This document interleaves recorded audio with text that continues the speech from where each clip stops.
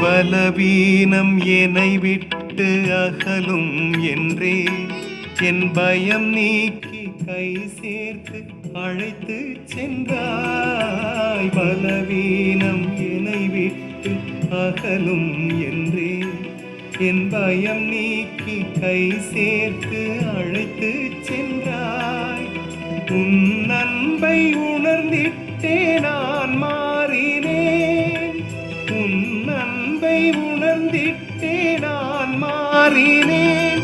உன் அருளாலே உன் சீடன் நானாகினேன். உன் அருளாலே உன் சீடன் நானாகினேன். என் நன்றி சொல்வேன் என் இறைவா, என்றென்றும் நன்றி என் தலைவா. என் நன்றி சொல்வேன் என் இறைவா, என்றென்றும் நன்றி என் தலைவா. அழைத்தார்